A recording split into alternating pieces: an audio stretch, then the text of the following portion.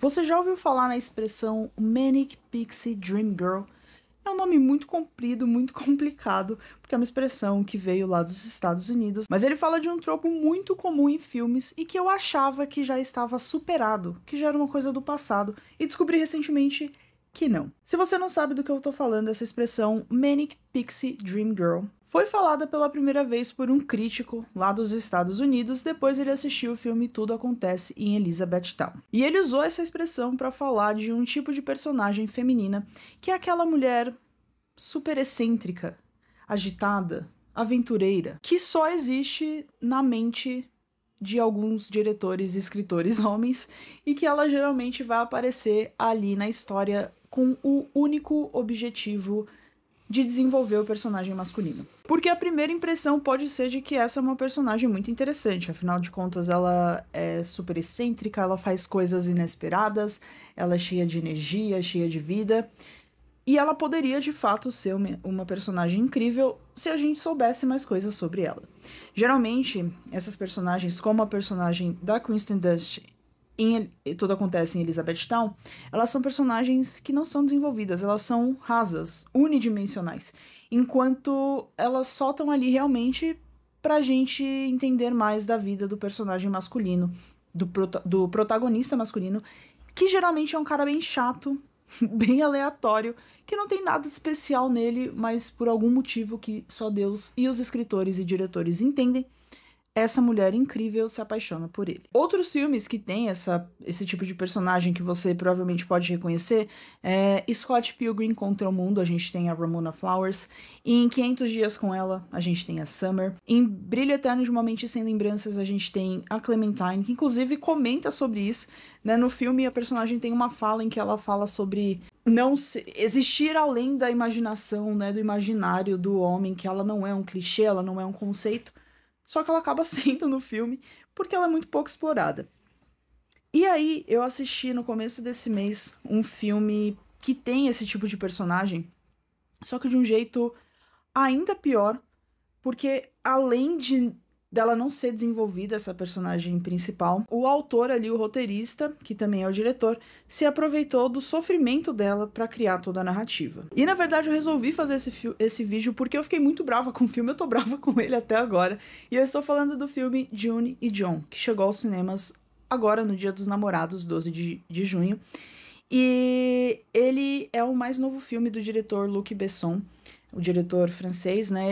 Esse foi um projeto dele filmado durante a pandemia. Ele foi filmado inteiramente por câmera de iPhone. Isso pra mim não me incomodou muito. Eu escrevi uma crítica completa do filme, inclusive, eu vou deixar o link aqui na descrição.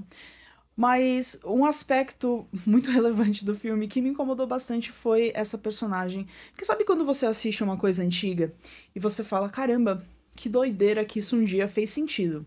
Mas tudo bem, dentro do contexto daquela época, talvez até fizesse. Inclusive, a grande maioria dessas personagens, né, dessas Manic Pixie Dream Girls aí, elas eram do começo dos anos 2000. Ou seja, muita coisa ainda não tinha sido discutida. A gente ainda estava bem ali no passado, principalmente quando se tratava de personagens femininas, né? Só que agora é 2025. É 2025, muita coisa aconteceu, né? Muitos movimentos começaram. Muita coisa foi discutida. Qual o sentido de em 2025 ainda ter um filme com esse tipo de personagem? E eu vou fazer... Não foi só esse filme, né? Nesse filme é mais específico, mas eu também vou fazer relação com um outro filme, que é o Todo Tempo que Temos. Filme da Florence Pugh com Andrew Garfield, um filme que eu estava animadíssima pra assistir. E saí pistola do cinema, porque eu fiquei realmente muito incomodada com a história. E eu vou fazer então relação entre esses dois filmes. Se você ainda não assistiu June e John, vai ter spoiler. E Todo o Tempo que Temos também. Eu vou dar spoiler dos dois filmes, mas enfim. Falando de June e John, a gente tem a história de um cara, o John, que ele é completamente sem graça. Todo o lance dele é esse. Ele é sem graça, ele trabalha como contador, ele não tem amigos, a casa dele é sem graça, ele não vai pra lugar nenhum, o chefe dele não tá nem aí pra ele... Ninguém tá nem aí pra ele, tudo na vida dele dá errado, é uma grande desgraça. Ele tem ansiedade, tudo que podia dar errado na vida dele dá. Até que um dia ele está no metrô, depois do carro dele quebrar, etc. E aí ele vê no outro vagão Então ele tá indo pra um lado, o outro vagão para, e aí ele vê a June. June é uma menina de cabelos coloridos, como a grande maioria das Manic Pixie Dream Girls são. E aí, de novo, por algum motivo, amor à primeira vista, talvez, a June escreve, também fica, né, impressionada com ele, ela escreve o nome dele no vidro do metrô e fala pra ele ligar pra ela. E aí ele nem tava em rede social, mas ele vira a noite procurando entre 1001 Junes e encontra essa June específica, que é super misteriosa, né? Tipo, tem... O Instagram dela tem uma foto e 800 mil seguidores. Então já começa por aí, um grande mistério. E aí ele fala com ela. No dia seguinte ela aparece no emprego dele. Fala pra ele desistir de tudo, parar de tomar remédio, que ele tem que viver a vida e que ela vai levar ele pra conhecer a vida.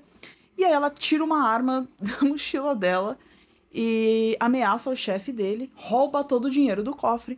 E aí finge que o John tá de refém dela, pra ele não ser culpado nessa história toda, e aí eles fogem com todo o dinheiro.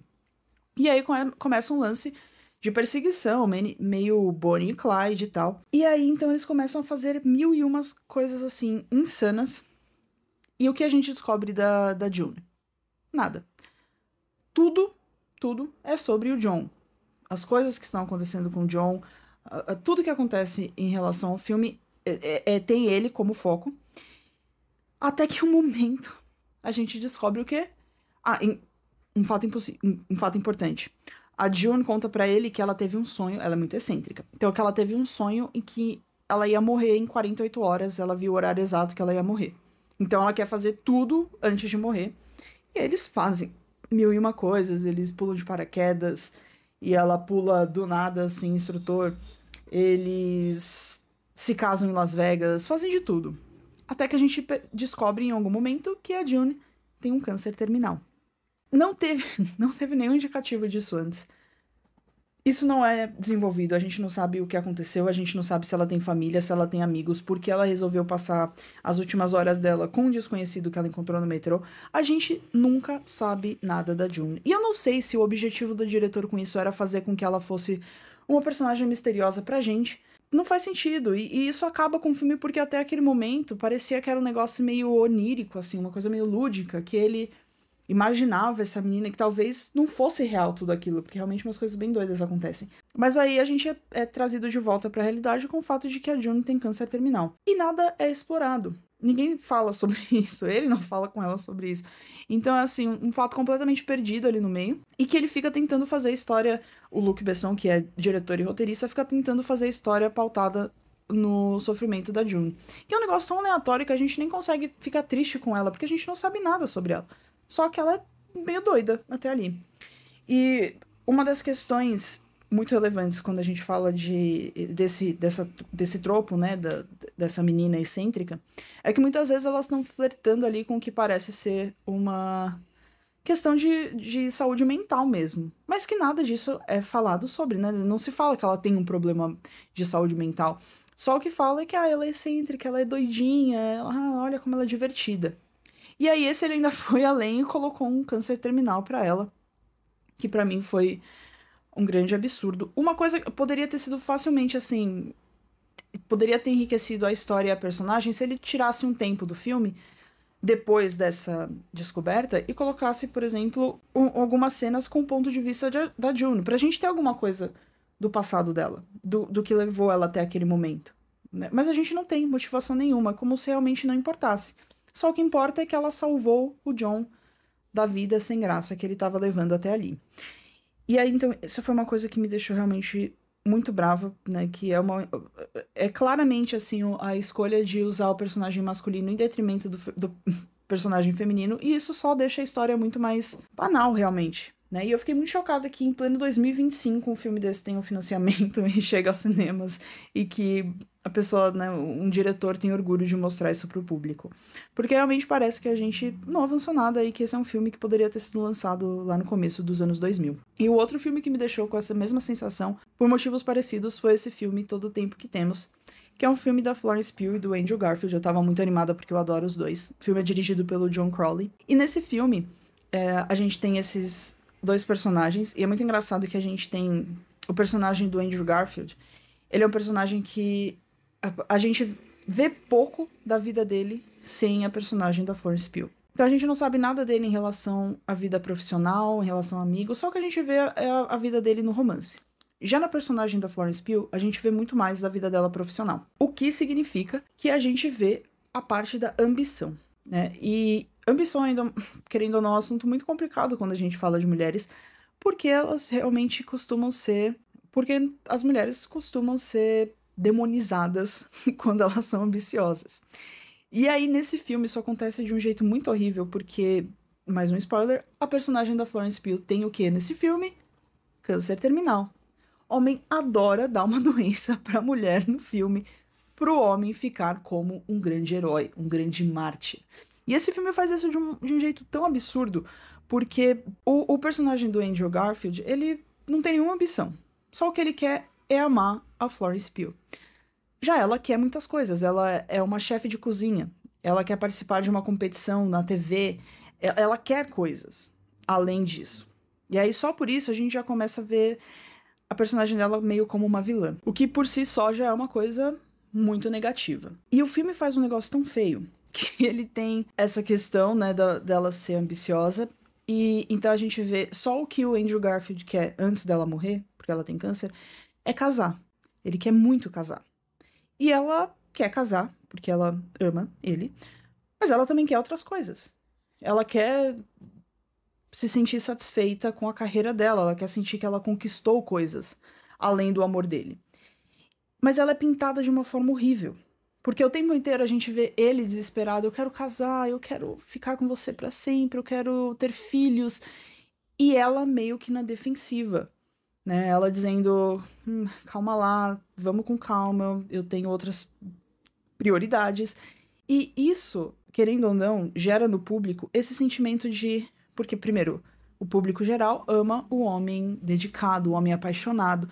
Então você coloca o homem nesse papel, o diretor, né, o John Crowley, colocou o homem nesse papel de romântico e corrigível, só o que ele quer é amar a esposa. Porque, de novo, a gente não vê nada da vida dele além disso. Já ela fica nesse outro espaço. E é muito claro essa manipulação, tem uma cena específica que me incomodou demais. Eles decidiram casar, decidiram a data do casamento. Tava tudo certo. Só que aí ela passou de fase no programa de culinária que ela queria participar. E eles marcaram a data do programa final para o dia do casamento. No começo ela não conta pra ele, e ele acaba descobrindo que é na mesma data. E ele fica acabado. Pra ele é o fim do mundo. E aí ele chorando, chorando, e aí a gente tem, pra mim, a cena que estragou o filme inteiro, que é ele levando todos os convites pra jogar no lixo. E enquanto ele joga no lixo, ele chora muito. De novo, ela claramente a vilã, ele claramente o mocinho, coitado, triste, abandonado. E isso podia ter sido facilmente consertado se fosse ela jogando os convites no lixo. Porque ela poderia, ela também estava triste, ela queria se casar. E pra ela é muito pior que as duas coisas tenham sido marcadas na mesma data, porque são duas coisas que ela quer, duas coisas que ela ama, e que ela teria que fazer uma escolha. Mas o filme prefere deixar ele como esse coitado. Então foi um filme que eu fiquei, assim, muito brava, muito triste, porque eu tinha grandes esperanças.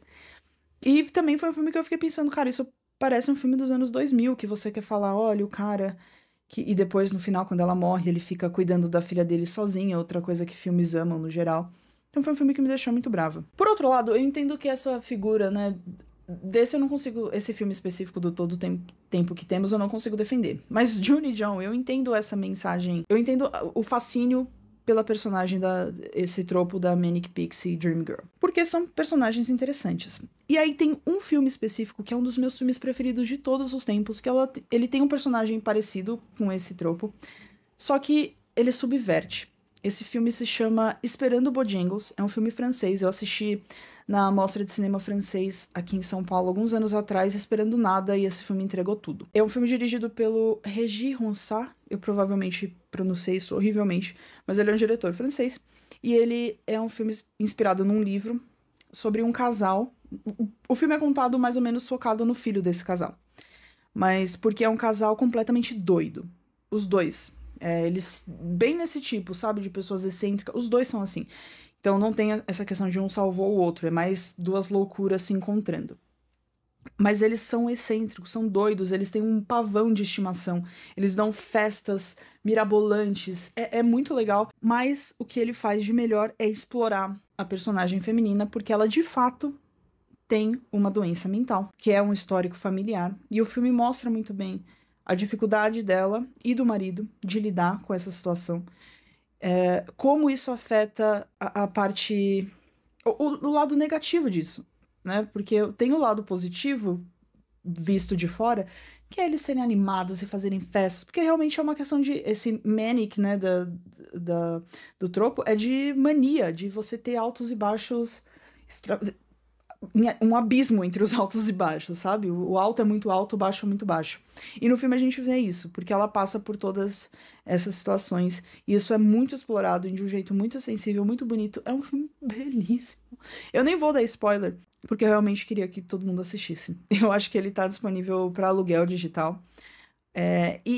Então, é um jeito de mostrar que você pode aproveitar esse tropo, esse clichê, mas você pode fazer isso de um modo consciente, de um modo inteligente e atual. Então, esse filme, Esperando Bojangles, ele fala de saúde mental, ele traz uma personagem feminina muito relevante, muito forte, muito segura de si, ao mesmo tempo que ela é muito vulnerável, porque ela tem essas questões, né, mentais. Ao mesmo tempo, ela tem esse marido que ele está do lado dela 100% do tempo, no lado bom, no lado ruim, todos os tempos ele tá lá presente. E essa história é contada através do ponto de vista do filho deles, então é um ponto de vista mais neutro. Então, o que eu quero dizer com tudo isso. Esse tropo é horrível, da Manic Pixie Dream Girl, mas ele pode ser bem trabalhado. Tudo depende da intenção, tudo depende do contexto. Nada no cinema precisa ser descartado completamente. Tudo é uma questão da visão, de como ele vai ser feito, de como isso vai ser retratado na TV. Então, esse é o pensamento. Então, os filmes aqui que eu falei foram Johnny John, que estava no cinema recentemente, talvez ainda esteja. A gente tem também o Todo o Tempo que Temos. E o melhor deles. Esses dois são os que deram errado, e o que deu certo é Esperando Bojangles, que eu super recomendo.